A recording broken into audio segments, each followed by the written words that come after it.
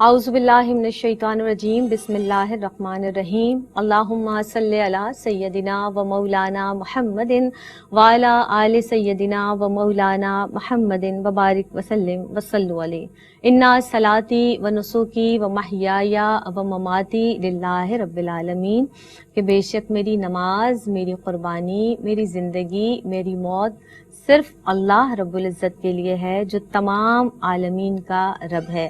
السلام علیکم ورحمۃ اللہ وبرکاتہ۔ آپ دیکھ رہے ہیں پروگرام میری پہچان کی ایک نئی ایپیسوڈ کے ساتھ آپ کی خدمت میں حاضر ہیں۔ آج جناب ہم جس اہم موضوع پر بات کریں گے، یقینی طور پر وہ ہماری آپ کی سب کی زندگی میں ایک بہت اہمیت رکھتی ہے۔ اسلام ایک پاکیزہ دین ہے ناظرین محترم، اور اس کی وجہ یہ ہے کہ اسلام کی تمام جو تعلیمات ہیں اس کا آغاز بھی اسی پاکیزگی سے، طہارت سے ہوتا ہے۔ اور جب ہم حفظان صحت کے اصولوں کا مطالعہ کرتے ہیں، ان کو پڑھتے ہیں، تو اس میں بھی طہارت کا اصول ایک اہم اصول ہے۔ اب جب طہارت کی بات ہوتی ہے، پاکیزگی کی بات ہوتی ہے، اور اسلام دین فطرت ہے، اللہ رب العزت نے انسان کو جب اس دنیا میں بھیجا ہے، جب کوئی بچہ اس دنیا میں آتا ہے تو اسے بھی صاف کیا جاتا ہے، غسل دیا جاتا ہے، اور جب کوئی شخص انتقال کرتا ہے، اس دنیا سے چلا جاتا ہے، تو پھر اس وقت بھی جب وہ سفر آخر پر روانہ ہوتا ہے تو پھر اس وقت بھی اسے غسل دے کر ہی قبر میں اتارا جاتا ہے۔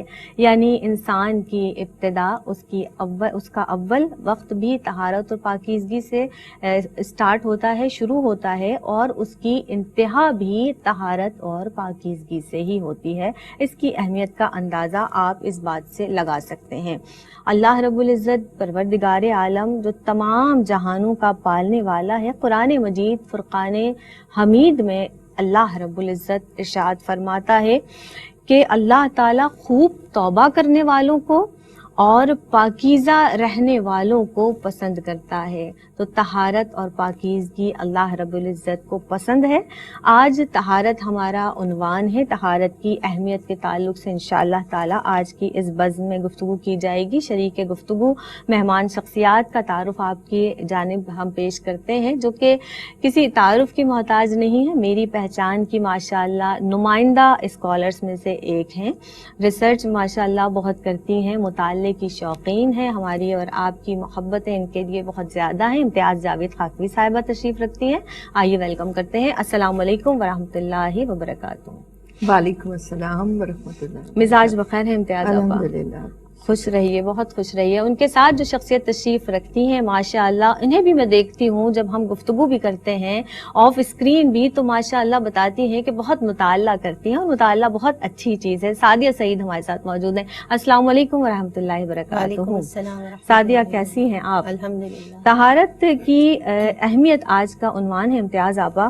آغاز کر لیتے ہیں اس کا یہیں سے کہ دین اسلام میں صفائی ستھرائی اور طہارت کی جس طرح سے بہت زیادہ اہمیت ہے، قرآن مجید کی روشنی میں اور احادیث مبارکہ کی روشنی میں بتا دیجیے، فرمائیے۔ شکریہ زینب۔ بسم اللہ الرحمن الرحیم۔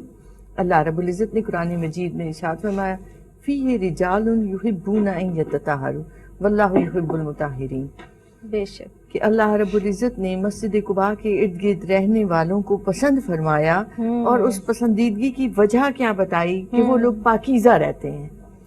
پاکیزگی سے رہنے والے اس عمل کو اللہ کی بارگاہ میں اتنی قبولیت عطا ہوئی سبحان اللہ، کہ اللہ سبحان نے اللہ۔ فرمایا کہ ان لوگوں سے اللہ محبت کرتا ہے۔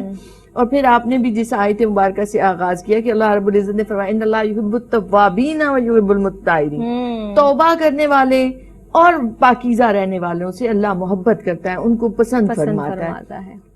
لفظ طہارت پر غور کریں تو طہارہ سے ہے، جس کا مطلب ہے پاکیزگی، صفائی ستھرائی، نظافت، ایک چیز کو نجاستوں سے پاک کر دینا، کثافتوں سے پاک کر دینا۔ پھر آپ دیکھیں تو طہارت 4 قسم کی ہے اسلام میں۔ پہلی ہے کہ بدن کو پاک صاف رکھنا، اور اس کے اصول دے دیے گئے بنیادی طور پر۔ آپ دیکھیں تو نماز کی شرط ہے طہارت۔ نماز ہوتی ہی تب ہے جب آپ طہارت حاصل کر لیتے ہیں، تو وضو کے بغیر، اس کے بغیر نماز قبول نہیں ہوتی۔ تو ایک بدن کو طہارت دینا، بدن کو پاکیزہ رکھنا، پھر دوسرا اعضاء کو گناہوں سے پاک رکھنا. اب یہاں بھی لفظ پاک آتا ہے کہ گناہوں سے اس کو پاک رکھنا. پھر آپ دیکھیں تو دل کو بھی اخلاق رذیلہ سے پاک رکھنا، پھر دل کے بھی باطن کو غیر اللہ سے پاک رکھنا. کیا بات. اب آپ ان چاروں چیزوں پر غور کریں تو الطہور شطر الایمان، طہارت کو ایمان کا حصہ قرار دیا گیا، نصف ایمان قرار دیا گیا. کیوں؟ کیونکہ یہ پوری ہماری زندگی پر محیط ہے. پھر آپ دیکھیں تو اللہ رب العزت نے طہارت کو اس قدر پسند کیا کہ نبی کریم علیہ السلام نے فرمایا، وہ فرمان مبارک کا جو مفہوم ہے کہ اللہ پاک ہے، پاک چیزوں کو پسند کرتا ہے. اس کے ناموں میں سبحان کا لفظ آتا ہے، سبحان اللہ، وہ اللہ پاک ہے. اسی طرح قدوس کا لفظ آتا ہے کہ وہ اللہ پاک ہے، پاکیزگی والا ہے. پھر اسی طرح نبی کریم علیہ السلام کے ایک فرمان مبارک ہے کہ صاف ستھرے رہا کرو کیونکہ جنت میں صاف ستھرے لوگ ہی جائیں گے. تو یہ صفائی اور یہ پاکیزگی جو ہے یہ ظاہر کی بھی ہے اور باطن کی بھی ہے کہ اللہ رب العزت کو چونکہ پسند ہے طہارت سے رہنا. اور آپ دیکھیں تو بدن پہ ظاہری بھی نجاست لگی ہو تو یہ ایک فطرت کا بھی تقاضا بن جاتا ہے کہ انسان کہتا ہے جلدی پانی استعمال کریں اور دھو لیں. تو بعین نہیں اسی طرح اگر انسان ایمان والا، ایمان میں کامل ہے، اس سے گناہ اور غلطی ہو جائے تو اس کے دل پر اسی طرح سے ایک غم کا بادل چھا جاتا ہے اور وہ کوشش کرتا ہے کہ جلد سے جلد توبہ کرے اور باطنی بھی پاکیزگی حاصل کرے. نبی کریم علیہ السلام کا نام مبارک بھی طیب اور طاہر آتا ہے، یہ بھی دونوں پاکیزگی کے مفہوم میں آتے ہیں. اور آپ دیکھیں کہ کھانے کے لیے بھی حکم ہے پاکیزہ چیزوں کو کھاؤ اور انہیں پسند کرو. کلو من الطیبات، طیب چیزیں، پاکیزہ چیزیں جو اللہ نے تمہارے لیے حلال کی ہیں انہیں کھاؤ. گویا طہارت، پاکیزگی، صفائی جیسے آپ نے بھی کہا اول سے آخر تک، اور میں اسے یوں کہوں گی کہ ہمارے دین کے پورے نظام پر غالب ہے. وہ ظاہری بھی نظام ہے، وہ باطنی نظام بھی ہے، وہ معاشرتی نظام بھی ہے، معیشت کا نظام بھی ہے، وہ سماجی نظام بھی ہے، وہ علم کا نظام بھی ہے، وہ مذہب کا نظام بھی ہے، وہ عبادت کا نظام بھی ہے. سبحان اللہ، سبحان اللہ. طہارت غالب ہے. آپا آپ نے دوران گفتگو جو بات کی وہ ایک ظاہری صفائی یا ذاتی صفائی کے تعلق سے. سعدیہ آپ سے میں اس تعلق سے یہ ضرور پوچھنا چاہوں گی کہ یہ جو پہلی قسم ہے ظاہری صفائی یا ذاتی صفائی، اس کی بھی جو ہے دین اسلام میں بہت زیادہ اہمیت ہے. آپ یہ بتا دیجئے کہ ظاہری صفائی سے کیا مراد ہے؟ اعوذ باللہ من الشیطان الرجیم، بسم اللہ الرحمن الرحیم، والصلاة والسلام علیک یا رسول اللہ وعلی آلک وصحابک یا حبیب اللہ. بہت شکریہ آپ کا. دیکھیے اللہ رب العزت خوبصورت ہے اور خوبصورتی کو پسند کرتا ہے. بے شک. آپ نے یہاں آج بات کی کہ ذاتی اور ظاہری، اگر ہم اس کو دو پہلوؤں سے دیکھیں تو دو الگ الگ حصے بنتے ہیں. انسان کی ذات خود کیا ہے؟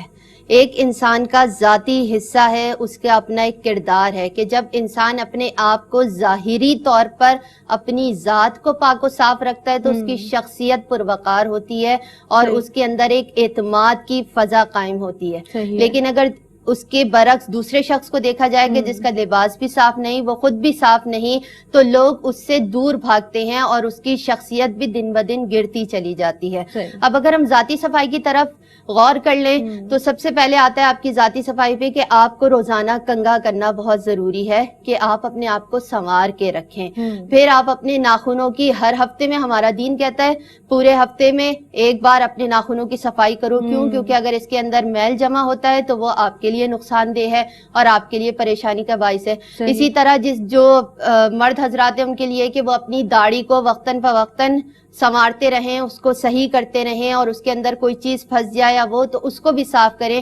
اسی طرح کلی کریں تو منہ کو اچھی طرح سے صاف کریں اور اپنے لباس کو صاف ستھرا رکھیں اور کھانا کھانے سے پہلے، کھانا کھانے کے بعد ہاتھ کو دھوئیں. تو یہ انسان کی ایک ظاہری اور ذاتی شخصیت ہے جس کو اسے سنوارنے کا حکم دیا گیا ہے کہ وہ کتنی خوبصورتی سے اس کو سنوار سکتا ہے، جتنا اچھی طریقے. کیونکہ جب آپ کا ظاہر پاک ہوگا تو آپ کے اندر ایک خوشی ہوگی.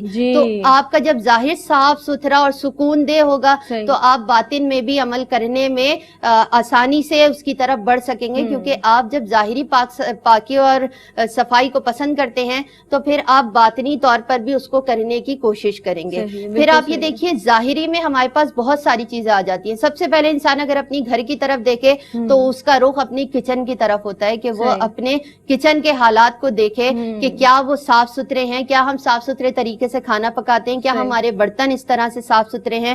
پھر وہ اپنے گھر کے واش رومز کی طرف دیکھے کہ واش روم کو بھی صاف ہونا چاہیے, واش رومز میں گندگی نہ ہو. اور پھر آپ اپنے گھر کے سارے کمروں کی طرف دیکھیں, آپ کی وارڈروب ہے آپ اس کی طرف دیکھیں کہ ہر چیز سلیقے سے رکھی ہوئی ہے, کیونکہ ہمارا دین اسلام پسند کرتا ہے سلیقے کو, پاکی کو, طہارت کو, ہر چیز کو. دیکھیے ایک چیز ہے صفائی, ایک چیز ہے صاف, لیکن آپ کو اس کو طہارت دینی ہے, کیونکہ صفائی میں اور طہارت میں فرق ہے. طہارت وہ چیز ہے جو پاک و صاف ہے. ایک ہے کہ آپ نے ایک کپڑا رکھا ہے, آپ کو پتا ہے یہ صاف ہے, لیکن اس کو کنفرم نہیں ہے کہ یہ طہارت حاصل ہوئی بھی ہے اس کو یا نہیں. تو دونوں الگ الگ چیزیں. تو انسان کو طاہر و مطہر رہنا ہے, یعنی اس کو خود پاک و صاف رہنا ہے اور اپنے ارد گرد کی چیزوں کو پاک و صاف کرنا ہے. پھر گھر سے باہر نکلیں تو آپ کا معاشرہ آ جاتا ہے. اگر آپ نے اپنے گھر کو دھویا ہے, آپ کی گلی آ جاتی ہے, تو کوشش یہ کیجئے باہر نکل کے دیکھیے کہ آپ کے گھر کے آگے کا جو پانی ہے یا جو بھی چیز ہے وہ کیا پڑوسیوں تک گیا ہے. اگر گیا ہے تو آپ کا فرض ہے کہ آپ نکل کر اس کی بھی صفائی کریں, کیونکہ اگر آپ نے اس میں کوتاہی کی تو لاکھ آپ اپنا گھر چمکا لیں, اپنے آپ کو چمکا لیں, لیکن رب کی بارگاہ میں آپ قابل قبول یوں نہیں ہے کیونکہ آپ نے اگلے شخص کو تکلیف دی ہے. تو آپ اپنے گھر کے ساتھ ساتھ محلے کا خیال کریں. پھر آپ کے گھر سے قریب جو پارکس ہیں ان کا خیال کریں, جو آپ کے یہاں درخت وغیرہ لگے ہوتے ہیں ان کا خیال کریں کہ بچے اس کو بیجا نہ توڑیں یا کچرا نہ پھیلائیں پارکوں میں. تو جب ہم اپنے گھر سے یہ ابتدا کریں گے, اور خصوصاً بچوں کی تربیت بچپن سے ضرور کریں کہ ان کو کم سے کم یہ بتائیں کہ رات کو سونے سے پہلے بھی وہ اپنے منہ کی, دانتوں کی, ہر چیز کی صفائی کریں, اور سو کر اٹھیں تب بھی ہاتھ دھونے کی اور ان ساری چیزوں کی عادت ڈلوائیں. تو جب آپ بچوں کی گھر سے تربیت کریں گے تو یہ معاشرے میں ایک اچھا انسان بن کر نکلیں گے. بالکل صحیح. اور ایک جس طرح سے آپ نے کچن کی, گھر کے واش روم کی بات کی, تو ایک جو خاتون خانہ ہیں ان کا سگھڑ ہونا ضرور یہاں سے پتہ چلتا ہے کہ ان کا کچن اور ان کا جو واش روم کا ایریا ہے وہ کتنا زیادہ صاف ہے. تو ظاہری صفائی کی بات ہوئی, باطنی صفائی کی بھی بات کریں گے, لیکن یہاں پر ہمیں ایک وقفہ لینا ہے. حاضر ہوتے ہیں اس مختصر سے وقفے کے بعد. السلام علیکم ورحمۃ اللہ وبرکاتہ. میری پہچان میں ایک مرتبہ پھر آپ سب کا خیر مقدم ہے. آج جناب جس عنوان پر گفتگو کی جا رہی ہے وہ ہے طہارت کی اہمیت, اور اس اہم موضوع پر شریک گفتگو مہمان شخصیات ہمارے ساتھ موجود ہیں. امتیاز جاوید خاکوی صاحبہ اور سعدیہ سعید صاحبہ. امتیاز آپا, جس طرح سے ابھی بات ہوئی ظاہری صفائی کی یا ذاتی صفائی کی, اب میں آپ سے یہ ضرور پوچھنا چاہوں گی کہ صفائی کی جو دوسری قسم ہے وہ باطنی صفائی ہے. اس تعلق سے آپ فرمائیے گا کہ باطنی صفائی سے کیا مراد ہے. شکریہ زینب. نبی کریم علیہ الصلوۃ والسلام کے فرائض نبوت پر غور کریں جنہیں قرآن مجید میں کئی مقامات پر بیان کیا گیا. ان میں ایک باطنی صفائی اور باطنی طہارت دینے کے حوالے سے بات ہوئی. وہ کیا ہے؟ یتلو علیکم آیاتنا ویزکیکم ویعلمکم الکتاب والحکمہ. یہ 4 فرائض نبوت بیان ہوئے نبی کریم علیہ الصلوۃ والسلام کے, جن میں ایک کیا ہے؟ ویزکیکم, کہ وہ تمہارا تزکیہ فرماتے ہیں, وہ تمہارے نفوس کو پاکیزگی عطا کرتے ہیں, وہ تمہارے نفوس کو طہارت عطا کرتے ہیں. یہ ہے باطنی صفائی. اور اللہ رب العزت نے قرآن مجید میں ارشاد فرمایا قد افلح من زکا, کامیاب ہو گیا وہ شخص جس نے اس نفس کو, اپنے باطن کو پاکیزہ کر لیا. جیسے کہ شروع میں بھی بات ہوئی کہ ایک ہے ظاہری بدن کو پاک کرنا, جس کے لیے ہم غسل اور وضو کا استعمال کرتے ہیں پانی کے ذریعے اور پاکیزگی حاصل کرتے ہیں. ایک ہے باطناً دل کو اخلاق رذیلہ سے پاک کرنا اور اخلاق حسنہ اور صفات الہیہ اور صفات نبی کریم صلی اللہ علیہ وآلہ وسلم کی کرنیں اپنے اندر عطا کرنا, اپنے اندر ڈالنا ان کو اپنی عادات افعال کے ذریعے. یہ کہلاتا ہے زکا, پاکیزگی, طہارت جو باطناً حاصل ہوتی ہے. اسی کو قرآن مجید نے کامیابی کا ضامن بھی قرار دیا. آپ دیکھیں تو دل ظاہراً کیا ہے کہ ایک ایسا عضو ہے جو 2000 گیلن خون 60,000 میل کی رگوں میں دوڑاتا ہے. اللہ اکبر. یہ علماء نے بیان کیا, اور آپ دیکھیں تو وہ کہتے ہیں کہ وہ اس میں سے 11% خود استعمال کرتا ہے اور باقی سارا پورے بدن کو دیتا ہے. گویا دل ایثار کرتا ہے. سبحان اللہ. اور پھر آپ قرآن مجید میں دیکھیں تو قرآن مجید میں آتا ہے لہم قلوب لا یفقہون بہا, اللہ نے تو تمہیں دل عطا کیے ہیں, تم ان سے سوچتے سمجھتے نہیں ہو کیا؟ اس کا مطلب یہ ہے دل ایثار کرتا ہے, دل سوچتا سمجھتا بھی ہے. پھر ایک جگہ آتا ہے کہ ان کی آنکھیں اندھی نہیں بلکہ ان کے دل اندھے ہو چکے ہیں. اس لیے اقبال نے بھی کہا دل بینا کر خدا سے طلب, یہ ظاہر کا نور, آنکھ کا نور, دل کا نور نہیں. تو یہ دل کا نور کیا ہے؟ یہ دل کی پاکیزگی کیا ہے, یہ دل کی طہارت کیا ہے, کہ آپ جیسے ظاہر کے لیے اہتمام کر رہے ہیں طہارت کا, اسی طرح دل کو بھی ان گندگیوں سے بچائیں. یہ گندگیاں کیا ہیں جنہیں ہم قلب کی بیماریاں بھی کہتے ہیں, منفی سوچیں ہیں, غلط طریقے سے دنیا کو دیکھنا ہے. وہ غلط طریقے سے دیکھنا کیا ہے کہ میں کیسے حاصل کروں اس دنیا کو, میں کیسے عیش و آرام کو زیادہ سے زیادہ اپنے لیے پالوں. پھر انسان جب پا لیتا ہے عیش و عشرت کو تو اس کے اندر کبر آتا ہے, تکبر آتا ہے, اس کی گردن میں سریا آتا ہے. یہ اخلاقی بیماریاں ہیں جو دل کی بیماریاں کہلاتی ہیں, باطنی بیماریاں کہلاتی ہیں. اسی طرح کسی کے خلاف نفرت اور عداوت کو اتنا پال لینا کہ دل آپ کا ہر وقت انتقام سے بھرا ہوا ہے, تو کیا ہوا کہ دل کو آپ نے خود بیمار کر دیا ہے اپنی سوچوں کے ذریعے. تو اس کو بھی طہارت کی ضرورت ہے. پھر اسی طرح کہیں ہم جھوٹ بولتے ہیں, کہیں ہم غیبت کرتے ہیں, کہیں ہم کسی کی پیٹھ پیچھے برائیاں کرتے ہوئے اس کے خلاف زہر اگلتے ہوئے معاشرے میں گندگی پھیلا رہے ہیں, نفرتوں کے زہر پھیلا رہے ہیں, انتشار پھیلا رہے ہیں. تو یہ سب ہماری گناہ ہیں, ہماری خطائیں ہیں, جن سے جب تک ہم توبہ نہیں کرتے ہمیں طہارت حاصل نہیں ہوتی.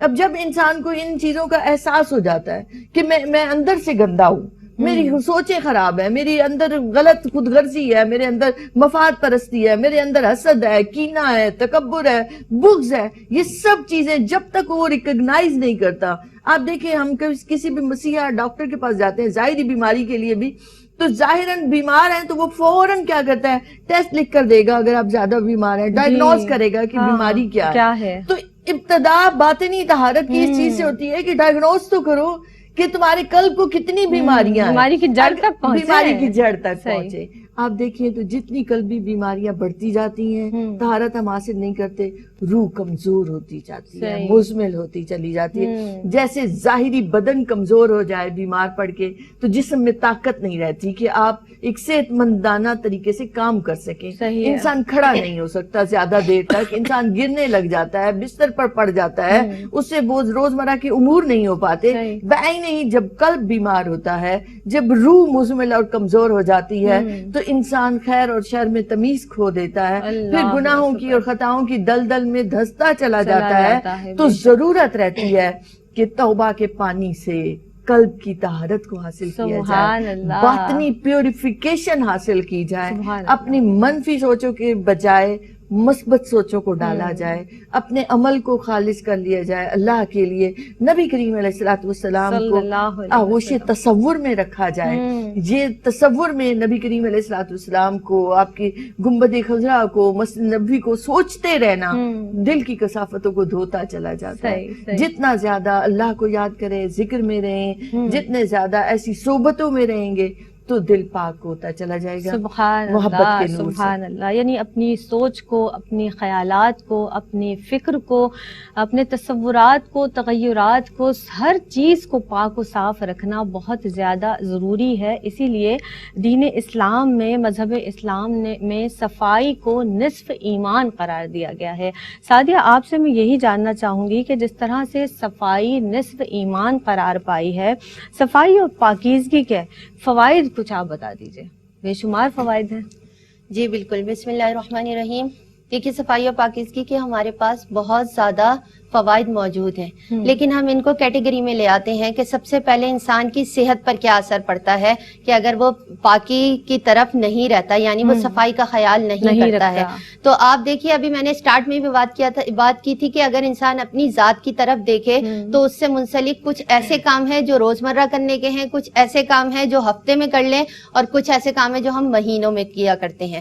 اب اگر سب سے پہلے ہم دیکھیں تو ہمارے اوپر سب سے زیادہ جو طبی اعتبار سے نقصان ہمیں کیا پہنچتا ہے اس چیز کا, اگر ہم طہارت و پاکیزگی کا خیال نہیں رکھتے, کہ اگر ہم اپنے ناخنوں کو پراپر صاف نہیں کرتے, تو جب ہم ہاتھوں سے کھانا کھاتے ہیں یا ہم آٹا گوندتے ہیں یا ہم دیگر کام کرتے ہیں, تو وہ چیز ان کے ذریعے سے ہمارے پیٹ میں جا کر دیگر بیماریاں پیدا کرتی ہیں. اور اگر آج کل کے دور میں ہم دیکھیں تو پتہ نہیں کون کون سی ایسی بیماریاں جن کے ہم نے نام تک نہیں سنے تھے, آج وہ جنم لے رہی ہیں.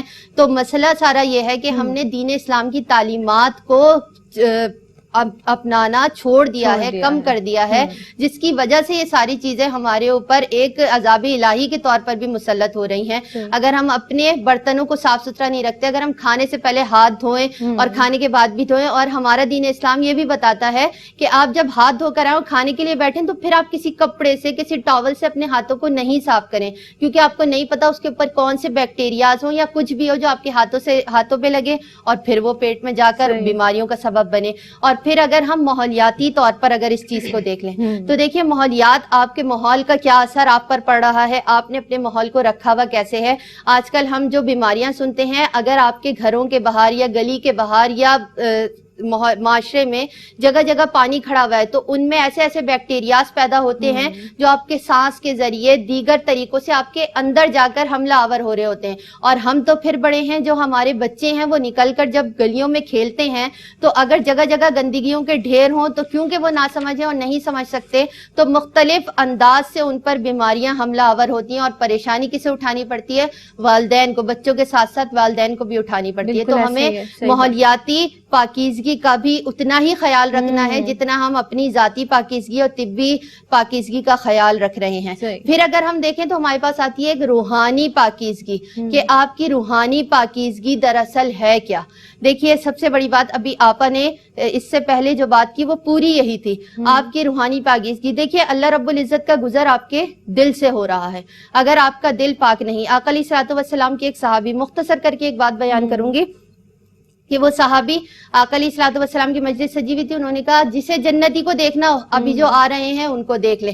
دیکھا تو ایک صحابی آ رہے تھے، ان کے ہاتھ میں ان کی چپلیں تھیں اور داڑھی سے پانی گر رہا تھا کہ جیسے ابھی وضو کر کے آئے۔ تینوں دن آئے، آقا علیہ الصلوۃ والسلام نے یہی فرمایا۔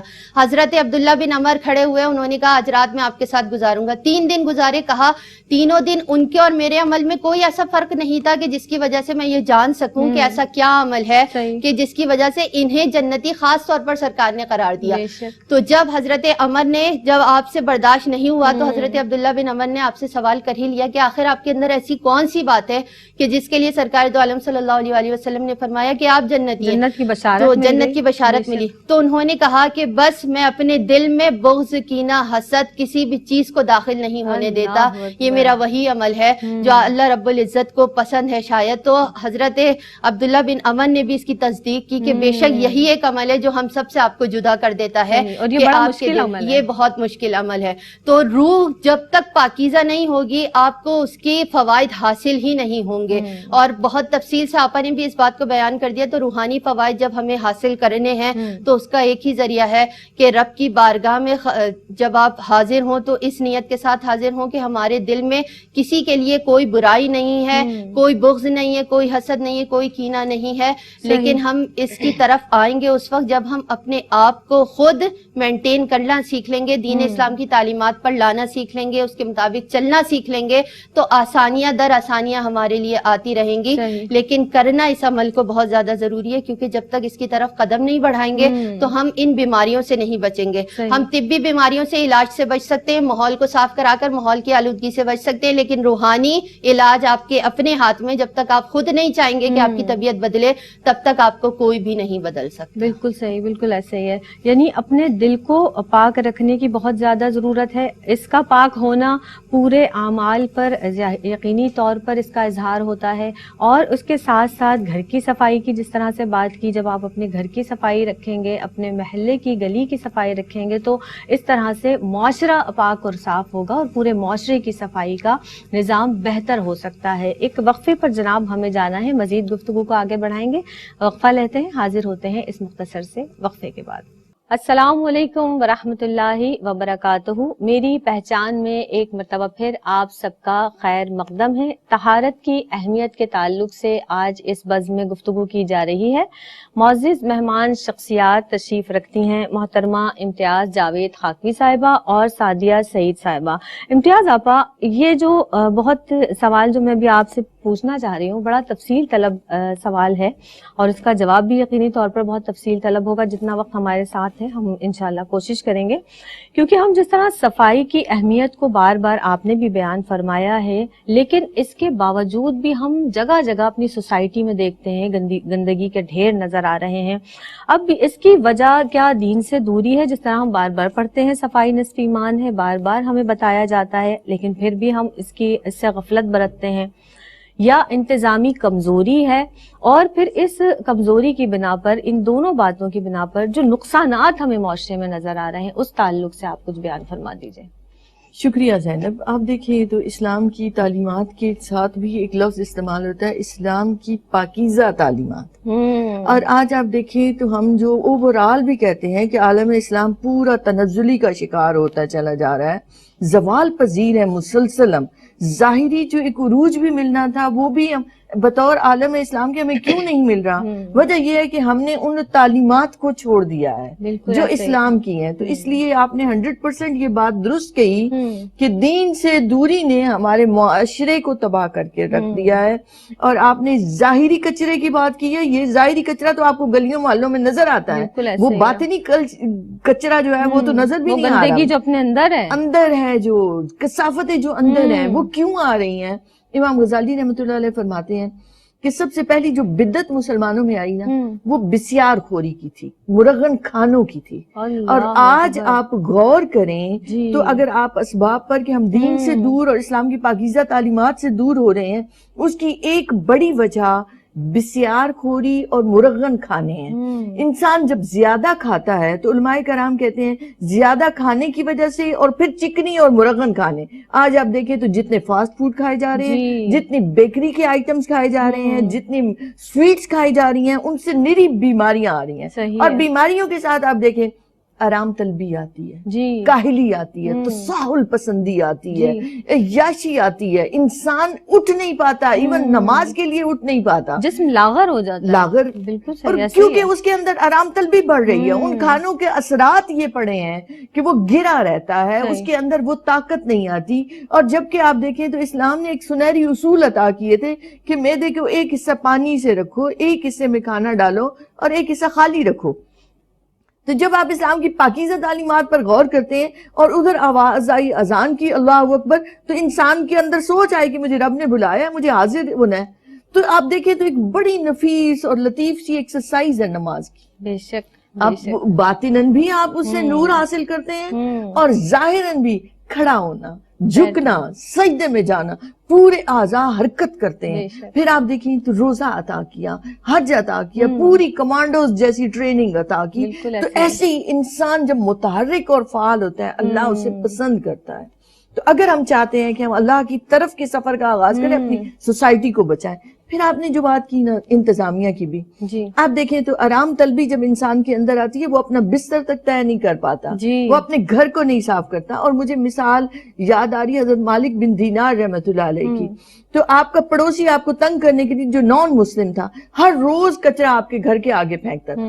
اور آپ غور کریں, آج ہم کچرے کی بات کریں نا کہ گلی محلے ہمارے بھرے پڑے ہیں, تو حضرت مالک بن دینار کا روز کا یہ عمل تھا, ماتھے پر ایک شکن لائے بغیر ہر روز وہ اپنے سامنے کے حصے کو صاف کرتے تھے, جو اس پڑوسی کے سامنے بھی آتا. اور ان کی ایک دن نہیں اسے برا بھلا کہا, ایک دن نہیں برا منایا, کیونکہ ان کے لیے باطنی طہارت, باطنی سوچیں زیادہ اہم ہوتی تھی.